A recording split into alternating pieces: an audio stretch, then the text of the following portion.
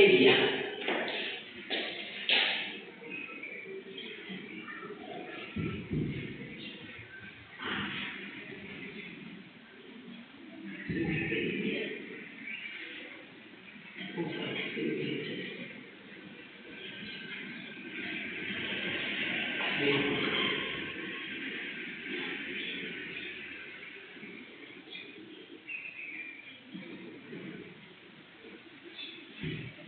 So, you are the one that is going to raise an alert that no, please improve this area. You are not doing well.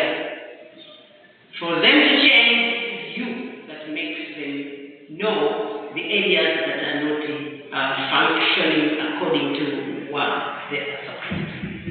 So, you as an assurance auditor, you are supposed to know all those. Again, you are supposed to present the findings of audit work, presentation of audit work.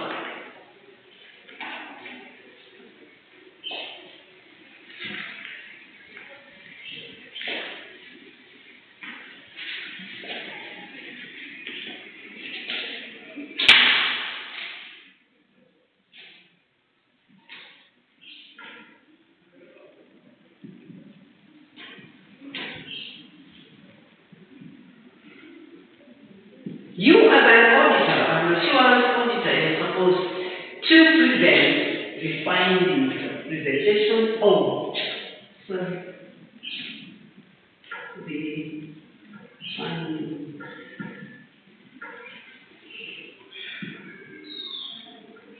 of the auditor. So you as an assurance auditor is supposed to present your work. So that's the presentation of your findings. That's the report. Setting out the conclusions. Setting out the conclusions.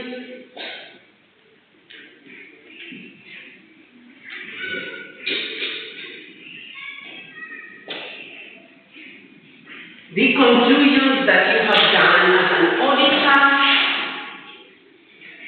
setting out the conclusions based on the findings.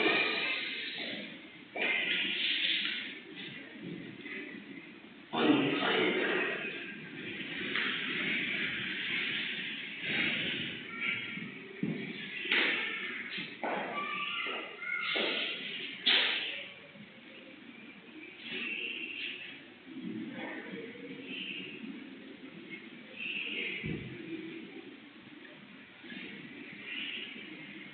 Whereby you are supposed to, it's about the performance, about the performance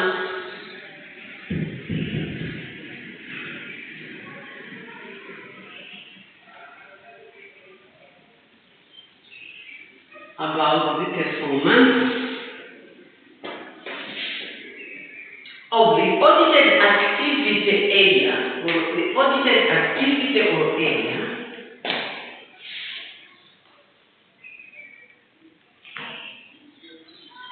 activity stroke area.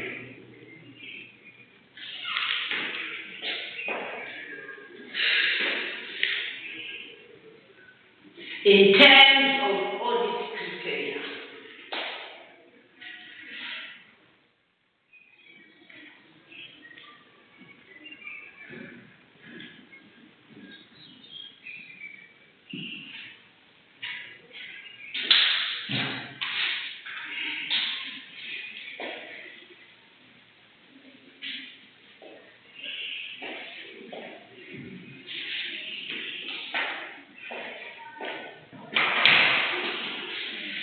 Again, in the report should be recommendations as whether the form any change. Recommendation. Auditor's recommendation.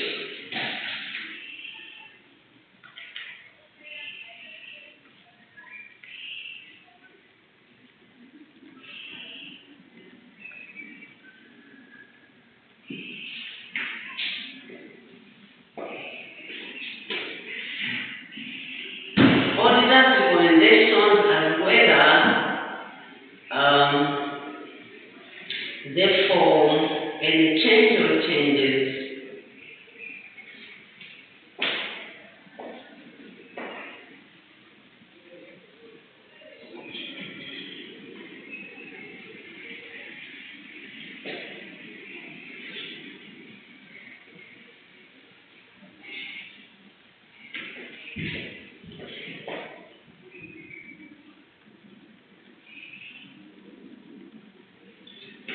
change or any changes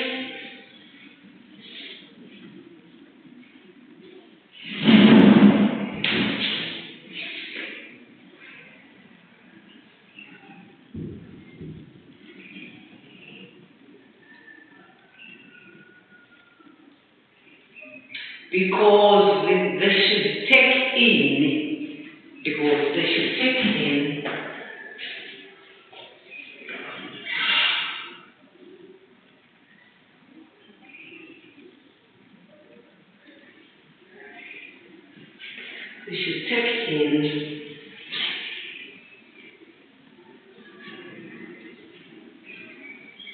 as an assurance to the stakeholders.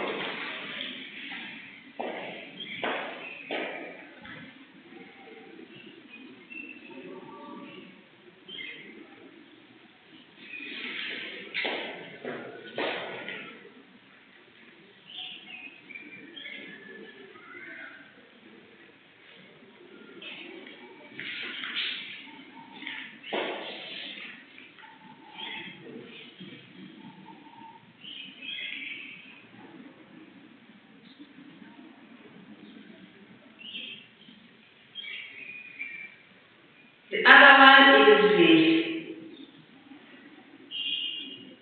no, I think we should be again on the same. Auditor's recommendations whether they form any change or changes because they should take in as an assurance to the shareholders. So how are we going to deal with these? Because they are talking about those areas and activities that are being well managed, where these are reduced or insufficient details to make this assessment. So this is under the. So I'm going to write there the front.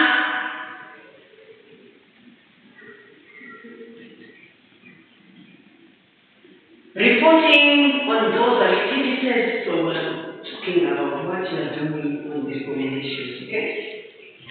So we're saying one, you are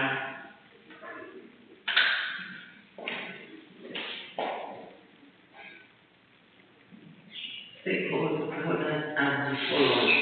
Reporting, if I just write that, you are going to get confused as follows. Then we have one. Reporting on those activities and procedures that present good practice. Reporting on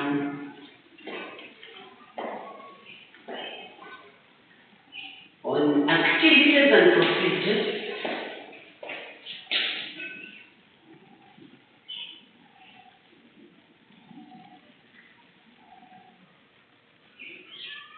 and procedures that represent good practice.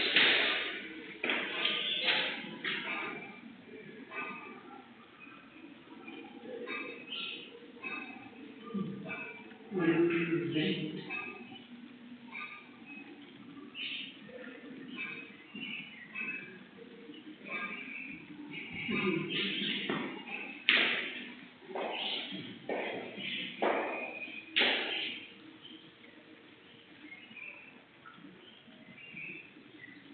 Here we can talk about that to say if we are talking about reporting on activities and procedures that represent good practice in the organization, that can be maybe in other terms can be adopted with other sections or departments that are not doing the things that these have shown that they are doing good.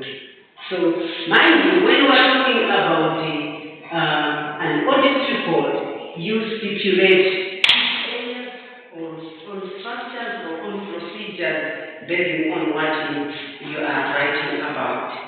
Then two, provide a basis for follow-up. Two, provide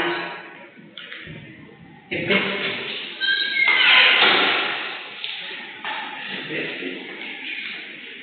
of the follow-up.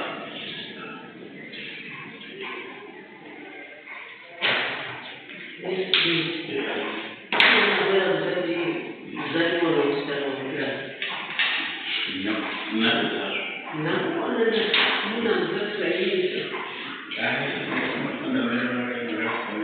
so the class but it was supposed to be Friday. No, we shifted to this time. So this is the audit and the show.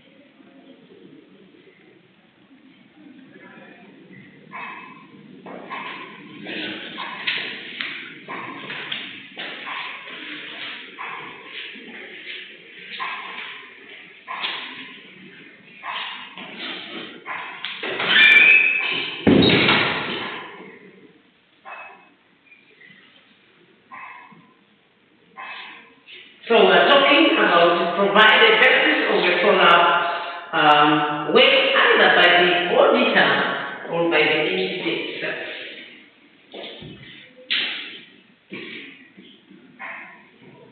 This is to review the implementation of the recommendation.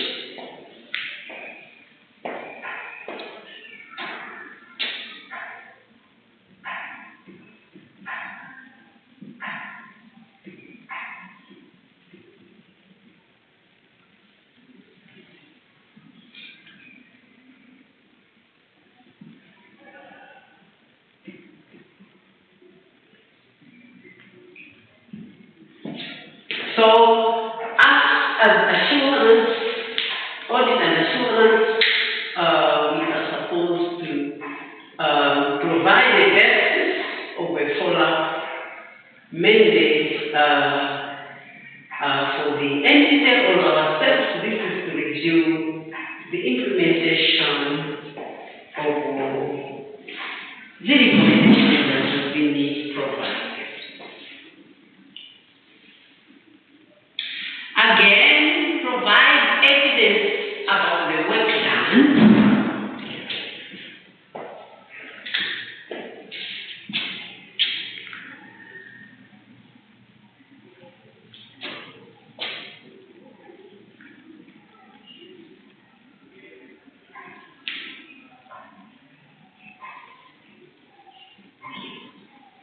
Work done by the auditor.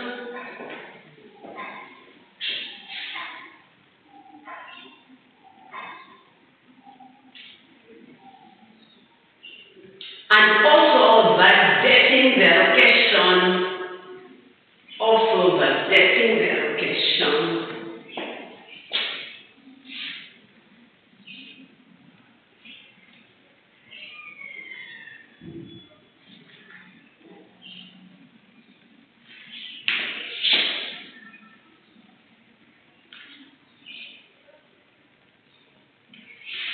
the allocation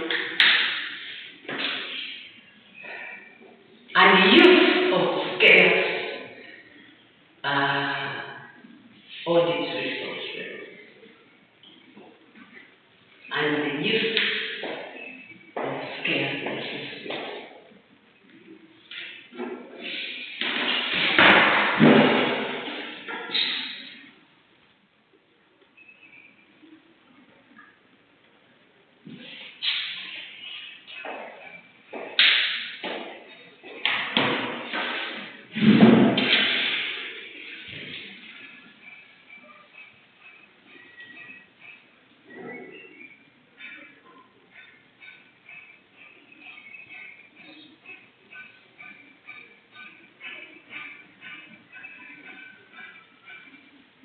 So these are what we can think about when we're talking of the audit report.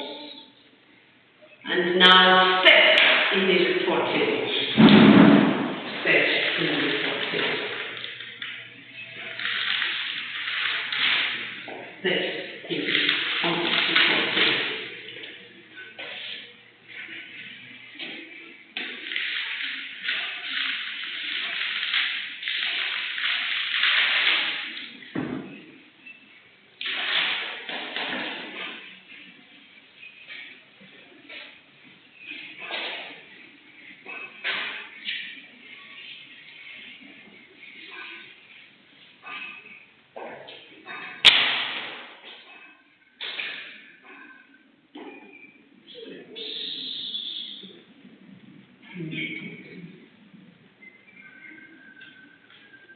Maybe before I go ahead, what do you think? How or else, what are the steps?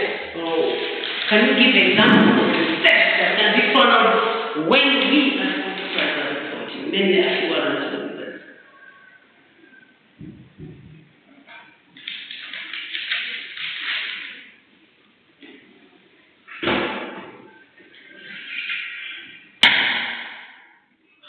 Steps. Just think about what can be the steps of you to do when you are reporting over an audit work.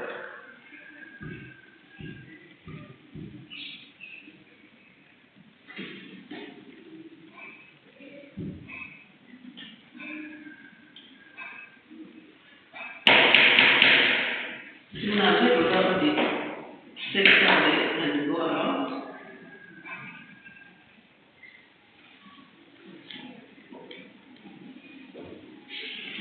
There are so many steps based on the organization. Sometimes you can have steps whereby you think of going to the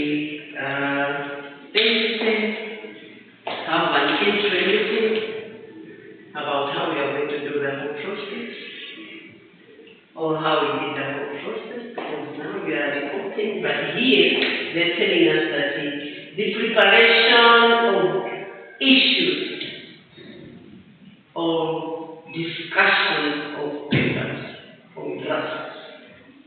So steps, preparation. Always when we are doing the reporting, we are prepared now. Preparation of issues. What you have done. So now you are getting ready for what you are going to do, as we are going to hash to.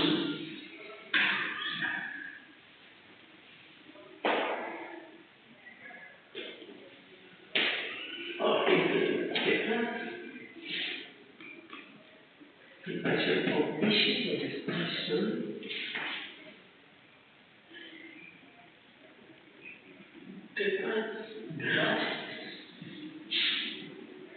Draft. Also management reports.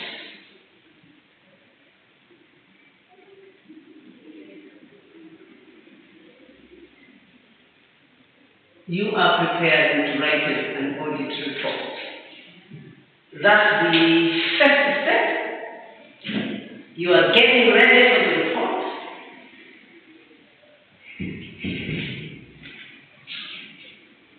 You conduct an exit interview with entity.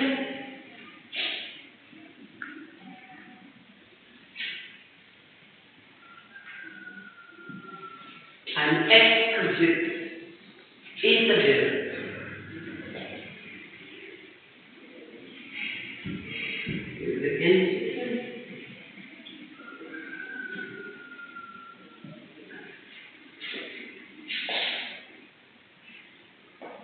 Normally, you cannot just write a report without meeting what you have found out. I was auditing you at university, and this is what I found out.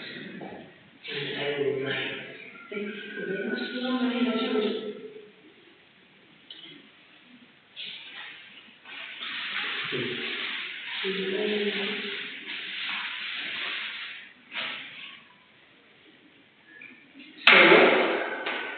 You, as an auditor, are supposed to interview other people or talk about what you have found out. You say, this is what I found out. And it's up to them to say that one should continue with it, this one should not. You know, sometimes why you are supposed to discuss or make an interview with them is that other entities, when you have written other information, if they are donor funded, they will say you are not going to donate another money. So those are some of the things that you should go to the entity and then discuss with them or interview them in connection with your report and for example preparing for the writing of your opinion. Then prepare the final report.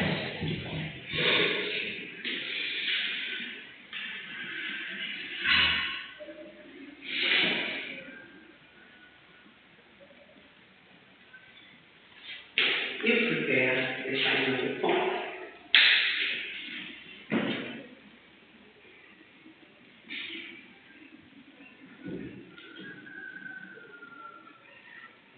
Then you table the audit report.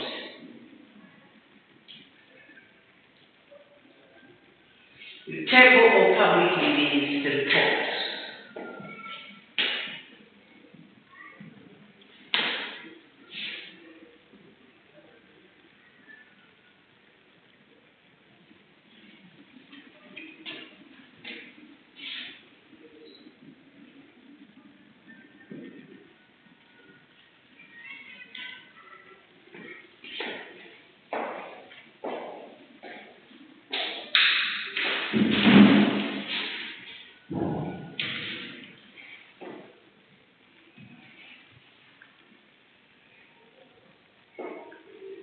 So the auditor should prepare a written audit report, given the amount of reporting required during an audit.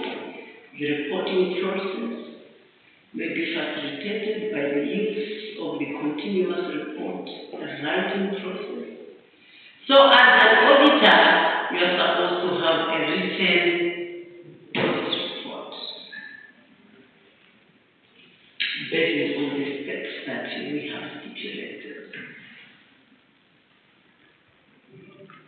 Mind you, the leader should also have to note the auditing procedures that are included, which are the audit standards that has provided a map of the headings which you have included in the audit report. You are supposed to stipulate the standard, audit standard that you have in your report. Also, auditors should examine the generally accepted government standards that are required. Government. If those apply to the report, you should also stipulate them to say, I've also done this based on the generally accepted government standards, this on my report.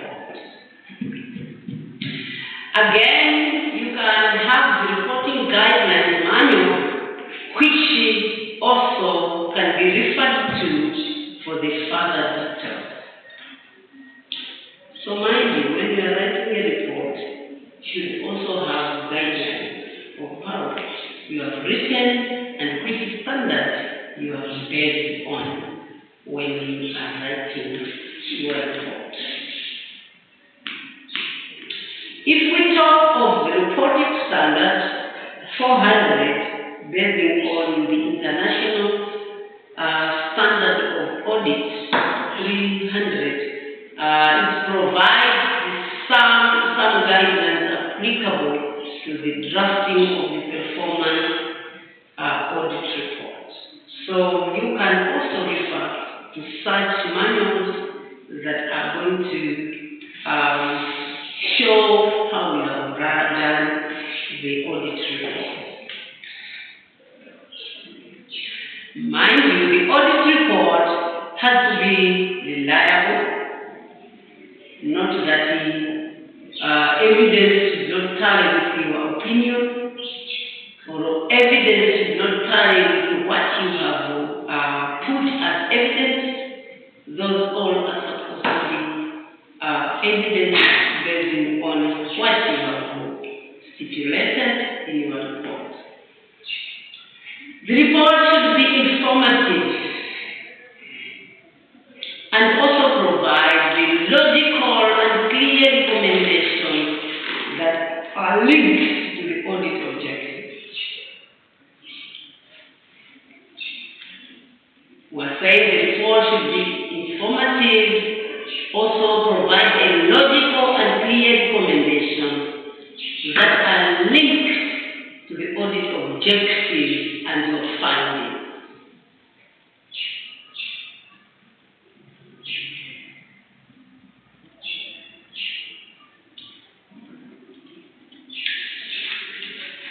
Again, the assurance auditor should be talked about in the report about the audit objectives, the scope, the methodology, and the sources used.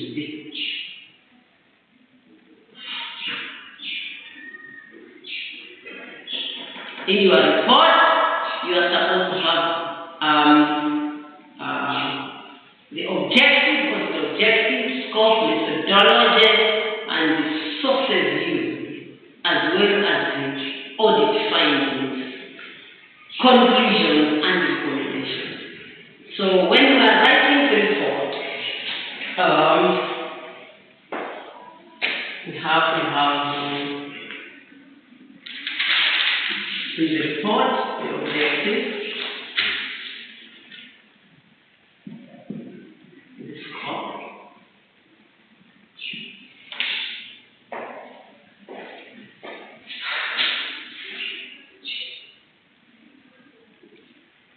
methodology,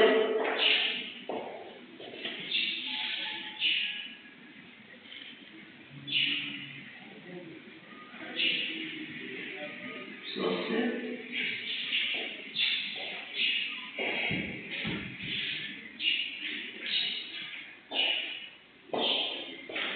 findings, conclusion, as well as recommendation.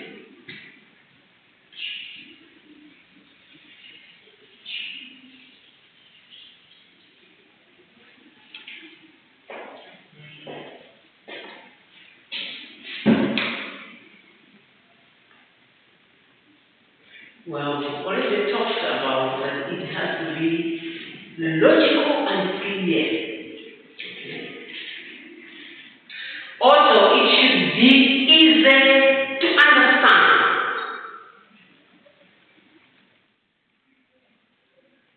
Easy to understand.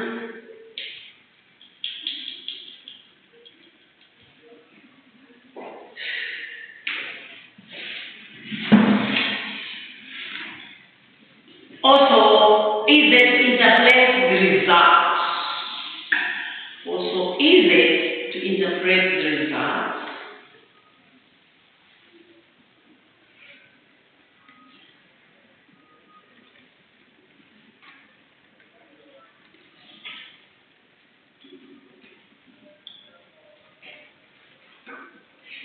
The report should be complete,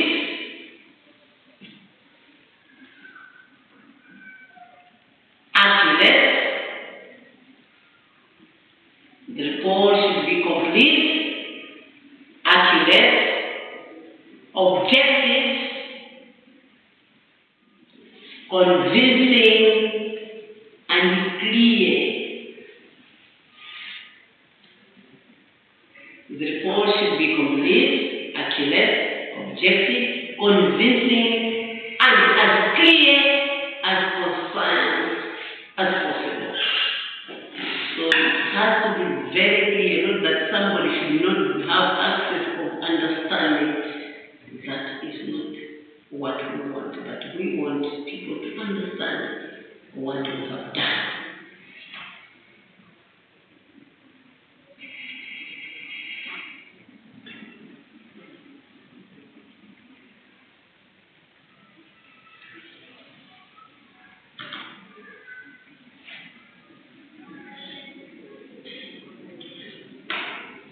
So the report has to have a title.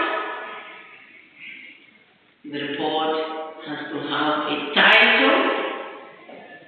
In the title, the report should be should have a suitable title or heading, helping the leader to distinguish it from statements and information issued by others. So the title should not coincide with your friend's title or house, because we are talking about working papers that you already use in your evidence, but in your report should have a different title altogether. Another thing is the signature and date in your report. You are supposed to show date, the signature that you have done. So the opinion or report should be properly signed.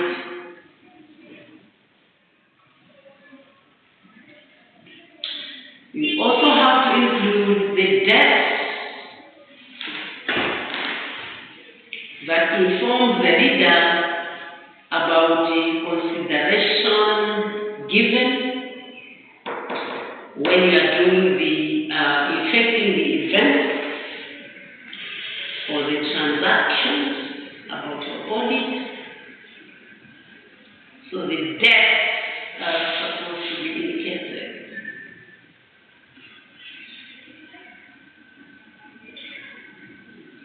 Objective and scope. That's another thing. Objectives and scope. The opinion or the report should include references to the objective and scope of the audit. This information establishes the purpose and the boundaries of the audit. So you, as an assurance auditor, supposed to write that in your report, objective and the scope of the report.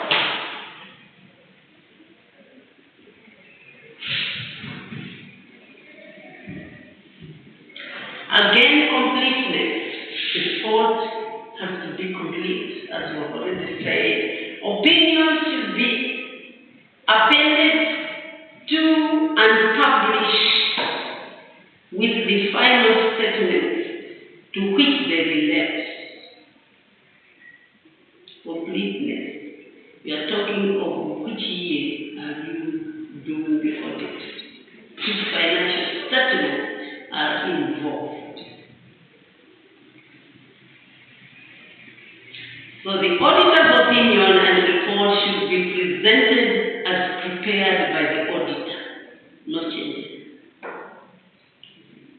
In exercising its independence according to the international audit standards,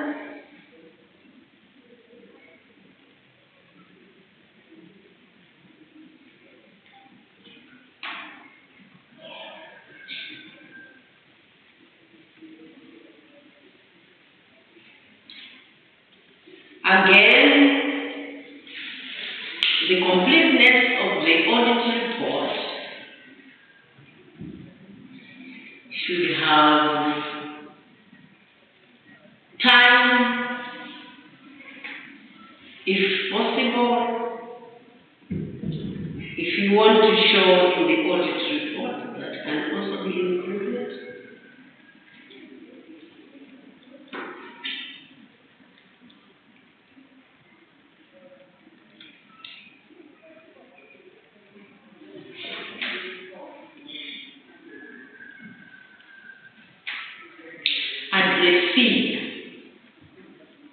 Addressee.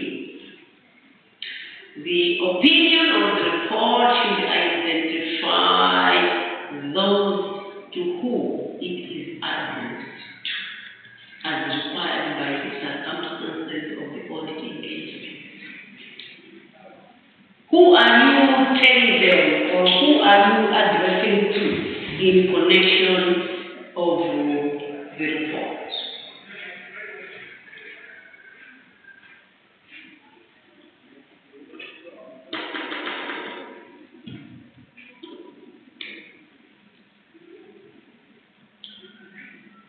Again, you're supposed to have the identification of the subject matter. The identification of the subject matter. The opinion or report should identify the financial statement in case of regularity or area in case of performance to which it is related. This includes information such as the name of the auditing agency, the date and period covered by the financial statement, and the subject matter that has been audited. So identification of the subject matter, you're supposed to show that I've audited this period of time. And these are the statements that have been audited.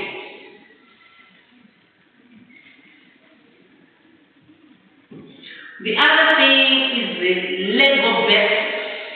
Legal basis.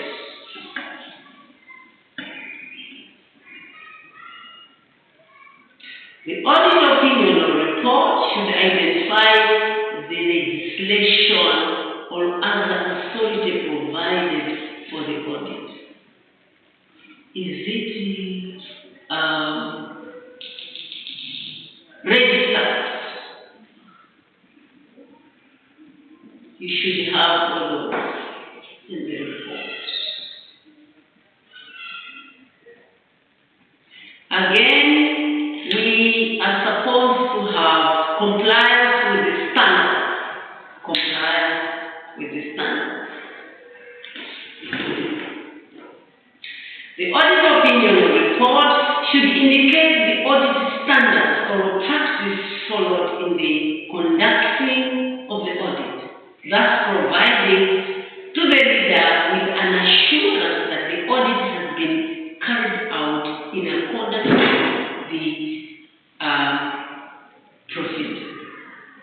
So, compliance with the standards, this is where you are supposed to refer to the right standards in the report so that it has to be clear and you give assurance to the owners as well as even those auditors that are going to look into your, let's say, evidence or white paper that you have done.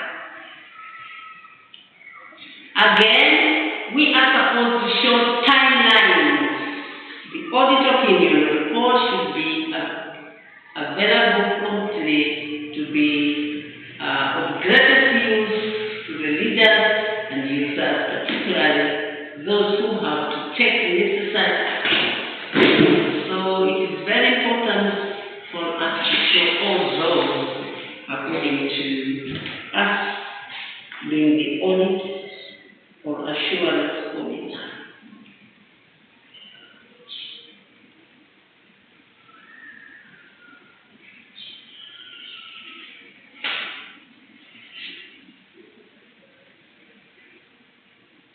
If it is to achieve its objectives on a performance audit report, now we just want to look into a report that is namely that attributes the performance audit report.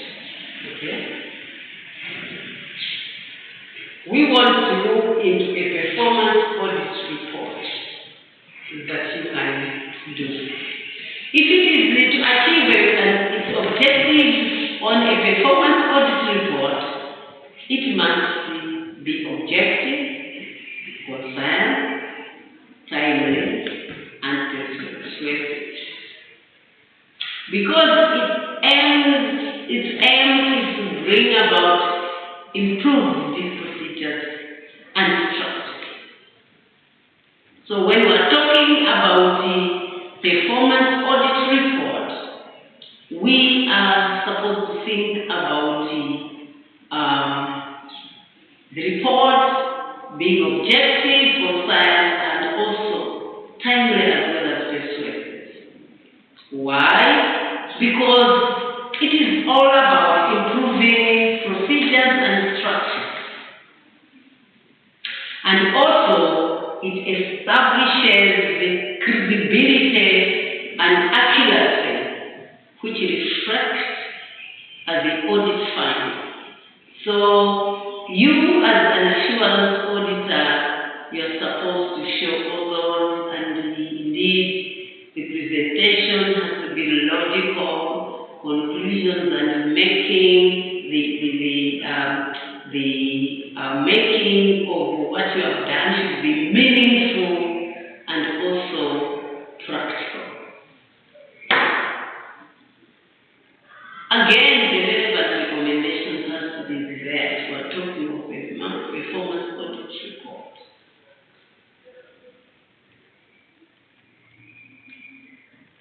So the presentation and structure of the report should make the target audience motivated to read. How? Sometimes, according to how you have written the report, people do not have interest of reading it. You read it, you are put off. But mainly, in the introduction, you are supposed to motivate somebody to have more interest of reading the report. How? It has to be motivating by easily understood.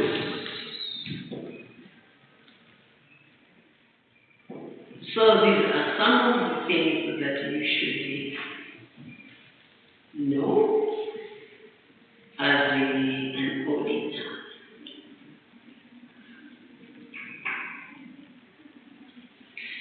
Good performance audit reports add value to the stakeholders. This is the nutshell. If you have written a good report that the organization is doing very well, it adds value.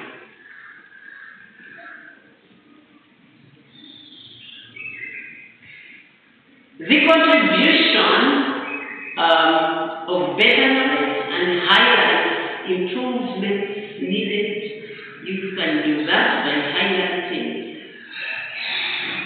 where you want, or better knowledge that you want to highlight.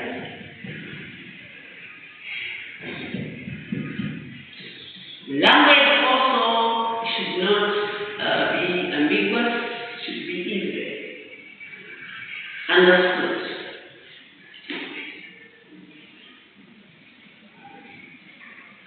Also, I want to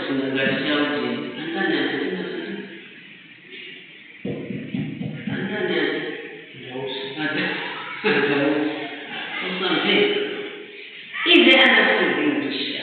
Good. So,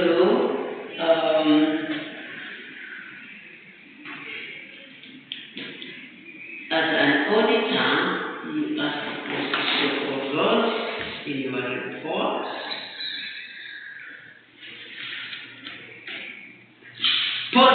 conclusions should be presented.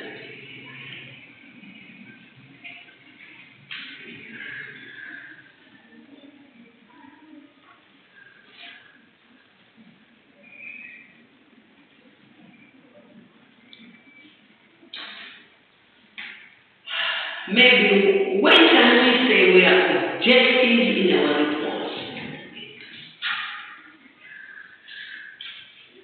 In order to be seen to be objective, when drafting a performance audit, because we're still on performance audit report, the auditor needs to present any relevant evidence that is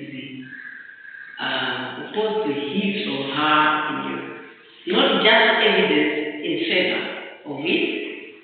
There is a temptation to only present evidence which supports the auditor's opinion and let the audit management come up with evidence to refute it. So, as we have already said, that in our planning, you go to the entity and writing a report, and these are the things I'm going to write about. Then others can be refuted by the entity. So this is what they're saying, that when we are going to be objective, we should also take out what is supposed to be taken out and requested by the entity.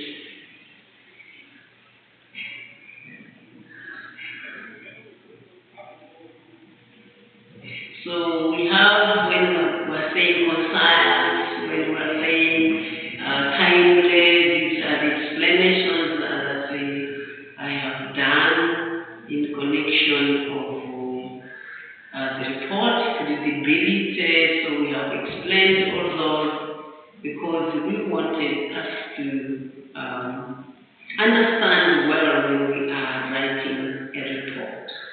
So this is the presentation. I hope I gave it to you. I don't know whether I uploaded it on the portal, but if I have not, I will do that so that our friends also should have access to what we are reporting. So the reporting process, as noted above, you have already done that. The drafting of the audit report should begin as the findings have been identified and confirmed. Very little is written that is not improved by further thought and review. The sooner the auditor's initial analysis about the findings are recorded, the more time there is to consider and review his or her report writing before the audit report has to be finalized. So we are saying that write a draft first before you conclude.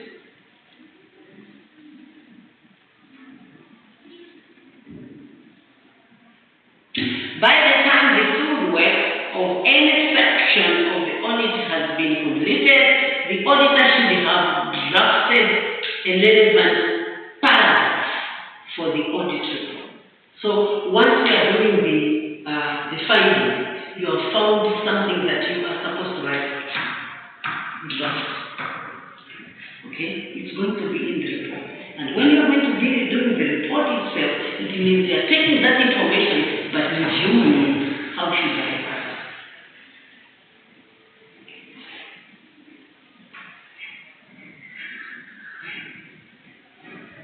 Organization of the content. The detailed content of an audit report can be organized in a variety of ways, and the auditor should look at different parameters to decide which will work best.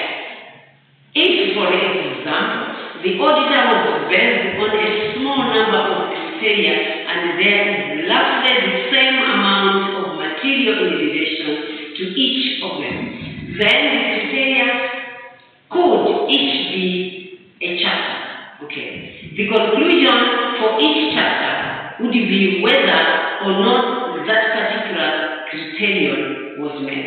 Okay, so you write something, for example, as they're giving us here, you have a small thing that you are auditing there. Then you have done the audit and you have done the materialing and so on. Then you are going to write your conclusion. Then you can include it in the chapter if you want to include it. If you see that it's necessary, when you are going to write a report, it's part of the chapter. Then you can write it in that.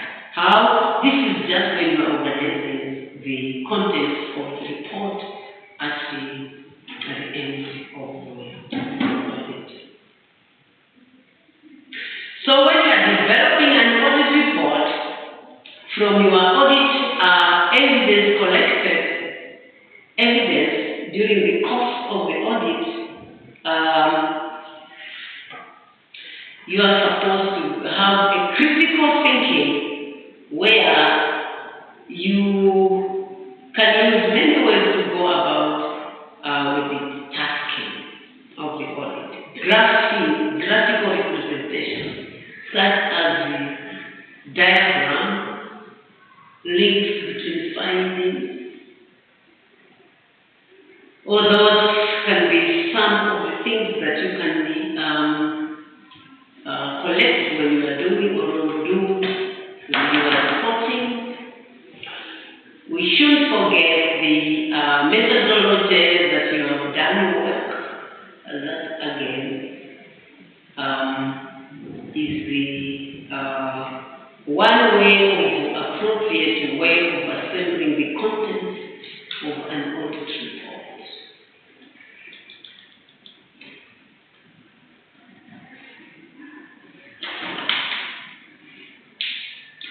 One approach of organizing the content of the report is to reframe the audit objective, if you can, mainly as a question that has to be answered. You get the point? You get the point? The objective should be in a question way, so that when you are giving a report, you are answering that question that you have done in the report. Similar to research methodology, and not only that you are doing your research proposals, you have already done presented. Yes, in the objective, you ask questions. Those questions are the ones that you are supposed to answer in your presentation of the thesis. So this is exactly what you are supposed to do in the report writing when you are writing an audit report.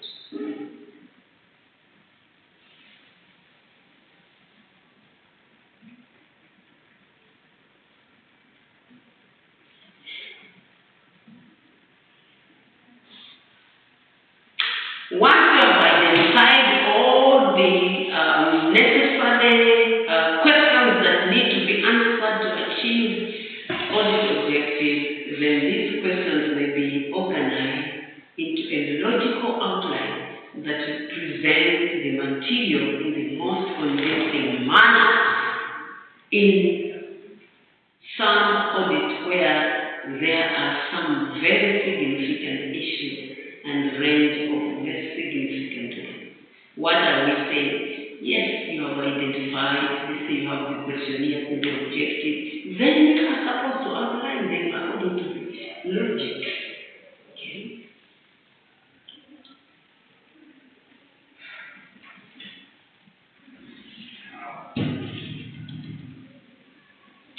So in the audit report, the auditor is telling the story of the audit and of the findings of the audit.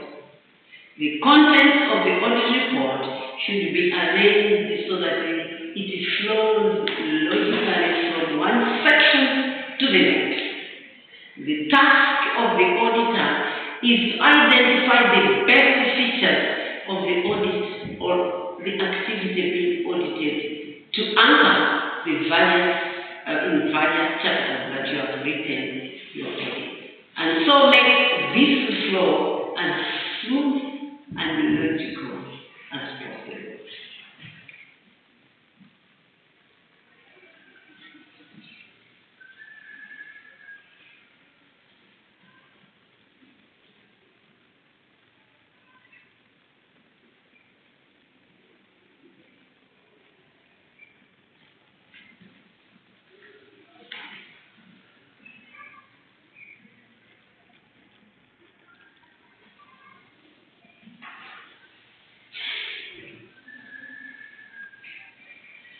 So in the audit report, these are just a snapshot of what we are supposed to know when we are writing our report, audit report, our opinions that we have found out. Mind you, you are supposed to answer questions that you have done so that other people should clearly understand what you have written. Audit report is also a potential area for exam because you are an assurance auditor. You are supposed to tell us how you can write this report. So go and read about that, please. Go and take your phone. You can take your phone. So this is the end of our presentation today. Please be retained your test exam soon. Thank you so much.